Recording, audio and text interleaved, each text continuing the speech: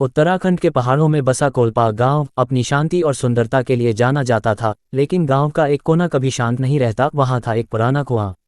लोग उसे भूतिया कुआं कहते थे।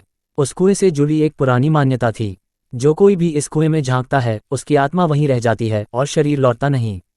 कई सालों से गांव में रहस्यमयी गुमशुदगियां हो रही थीं, सबका कनेक्शन था उस कुएं से। विवेक गर्मियों की छुट्टियों में शहर से अपने दादाजी के पास गांव आता है। पहाड़ों की ठंडी हवा, शुद्ध भोजन और दादा की कहानियां उसे बेहद पसंद आती हैं। एक रात दादा उसे आग के पास बैठाकर कहते हैं, उस कुएं से दूर रहना बेटा, वो सिर्फ पानी नहीं, आत्माओं की गहराई है। विवेक मुस्कराता है, दादा, आज के ज़माने में भूत प्रेत की बातें किसे डराती हैं। लेकिन अगले दिन कुछ अजीब होता है। रात को विवेक को एक सपना आता है। एक लड़की सफ़ेद कपड़ों में उसके पास आकर कहती है, विवेक, मुझे बाहर निकालो, मैं उस कुएं में कैद हूँ। विवेक जागता है, पसीने पसीने, लेकिन सोचता है कि ये बस एक सपना था। अगली रात फिर वही सपना। अब की बार लड़की रो रही थी। तीसरी रात विवेक के कान में आवाज़ आए, अगर तू नहीं आया तो मैं किसी और को बुलाऊंगी। विवेक अगले दिन खुद को कुएं के पास खड़ा पाता है।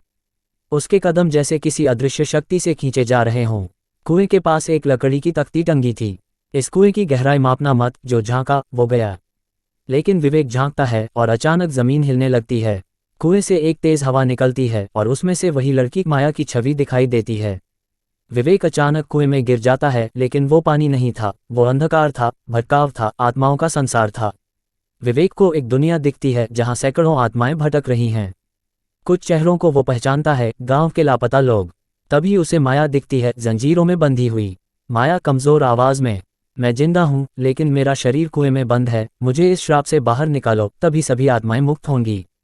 विवेक को कुएं की गहराई में एक पुरानी डायरी मिलती है। उस पर लिखा था, रघुनाथ तांत्रिक। उसमें लिखा था, मैंने एक सौंदर्यवती कन्या को कुएं में बांध दिया ताकि उसकी ऊर्जा से अमरता पा सकूं, लेकिन वो शुद्ध आत्मा थी। अब वह और सैकड़ों आत्माएं मेरे पाप का बोझ ढो रही हैं। विवेक को समझ आता है, माया को मुक्ति दिलाना सिर्फ एक लड़की की मदद नहीं, बल्कि पापों का प्रायश्चित है। माया कहती है, कुएं की गहराई में एक मंत्र लिखा है, उसे पढ़कर जल में घोलो, तभी मैं बाहर आ सकूंगी।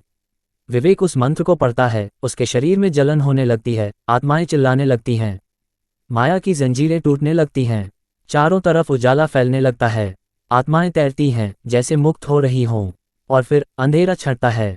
विवेक की आंख खुलती है, वो कुएं के पास पड़ा होता है, लेकिन अब कुएं का पानी नीला और शांत है। गांव वाले हैरान हैं, क्योंकि उसी सुबह गांव में जो लोग सालों पहले लापता हुए थे, उनके कंकाल कुएं के पास मिले। हर किसी की पहचान हो चुकी थी। दादी माँ रो रही थीं, ये मेरे बेटे का कंकाल है, अब मुझे शांति मिलेगी। अगली रात विवेक की आंख खुलती है और माया उसके सामने खड़ी होती है, अब एक इंसान के रूप में। माया मुस्कुराकर कहती है, धन्यवाद विवेक, अब मैं वापस इस दुनिया में हूँ, लेकिन एक वादा करो। विवेक, क्या? माया, अब कोई और इस कुएं में न गिरे, उसकी रक्षा तुम्हें करनी होगी। विवेक चौंकता है, तुम अब तक जिंदा थी। माया, शरीर मर गया था, आत्मा नहीं, और अब मैं मुक्ति की रक्षक बन गई हूँ। वो हवा में गायब हो जाती है, जैसे एक चमत्कारिक रक्षक आत्मा। विवेक आज एक एनजीओ चलाता है जो देश के हॉन्टेड प्लेसेस की रक्षा करता है। उसने कुएं के चारों ओर शिव मंदिर बनवा दिया और अब वहां भजन, आरती और गंगाजल छिड़काव होता है। कुआं अब भी वहीं है, लेकिन अब वहां डर नहीं, शांति है। आपने कभी किसी ऐसी जगह के बारे में सुना है जहां लोग गए और लौटे नहीं? क्या आप मानते हैं कि आत्माएं मुक्त हो सकती हैं किसी की मदद से? नीचे कमेंट करें और वीडियो को ज़रूर शेयर करें। और फिर मिलते हैं अगली भूतिया कहानी में।